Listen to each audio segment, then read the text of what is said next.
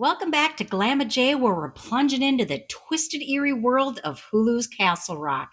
This two-season beast strays off our usual psychological drama path into full-on horror territory. And trust me, it's a ride worth taking. We're talking a creepy Maine town dripping with dread and secrets that won't let go. Is this limited series worth your binge? We're digging deep to figure that out. If you're hooked on shows that crawl under your skin and stay there, stick around. I'm teasing a moment from both seasons. This one's a plunge into the dark. Let's see if it's your kind of haunt.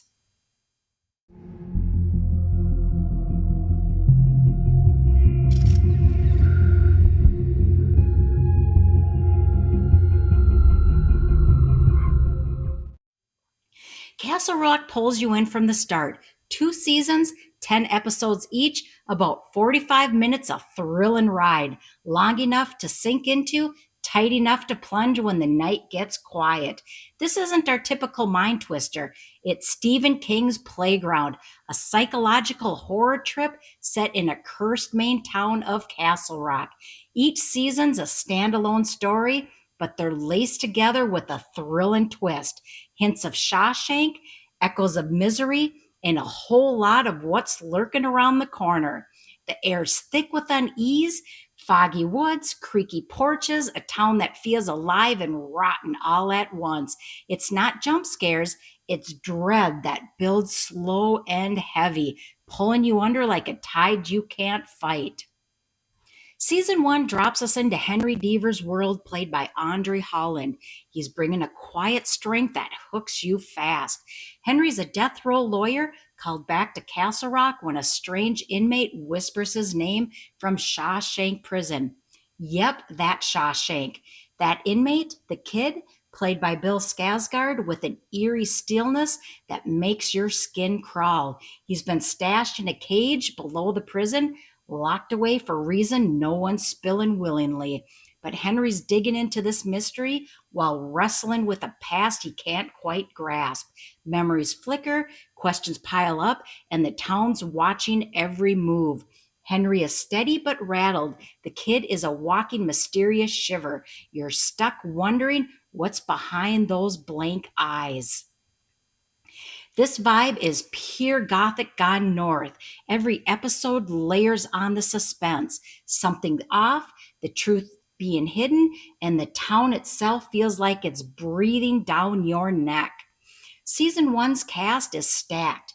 There's Ruth, Henry's mom, played by Sissy Spacek. She's battling her mind, dropping fractured truths that twist the tale deeper.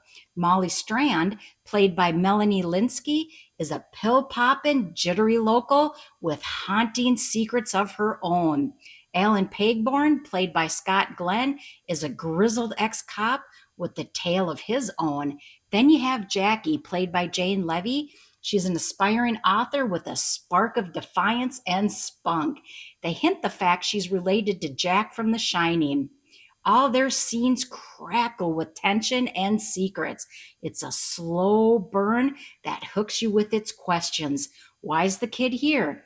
What's Castle Rock hiding? And you keep chasing shadows through every haunting frame. Season 2 shifts gears and we meet Annie Wilkes, straight out of Misery, played by Lizzie Kaplan, with a frayed electric edge. She's not the hammer swinging psycho, well, yet, just a mom on the run with her daughter Joy, played by Elsie Fisher, who's shining as the child caught in her wake. They literally roll into Castle Rock. There's a turf war going on between brothers, both sides with a tight-knit crew of locals. Annie is a live wire, nerve shot, secret spilling, every glance loaded with panic. In comes Pop Miro, played by Tim Robbins. He's a dying crime boss with a soft spot, carrying the weight of a town that has chewed him up. The streets hum with unrest, weird statues loom, shadows stretch, and Annie's unraveling pulls you into this mess. The supporting players keep it rolling. Dr. Nadia, played by Ursula Wasama, is a doctor with grit. Her brother Abdi, played by Barkhad Abdi, keeps the tensions high. Ace, played by Paul Sparks, is a crafty villain with poise, each giving every exchange a tightrope of half-truths and guarded stares.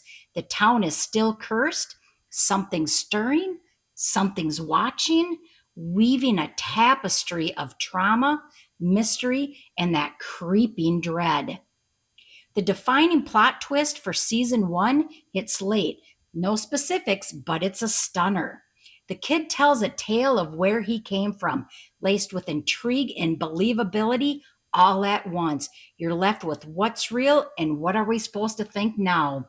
A silence that hangs heavy and the air's thick with something you can't name. It's chilling and flips the whole haunt upside down. You feel the weight of every word, every thought, and it sticks with you. Pure Castle Rock at its rawest. I do have to give this little Easter egg a shout out. In episode 4, Alan walks into the Deaver house. The TV's playing a classic Twilight Zone, telling a crafted tale. Pure perfection.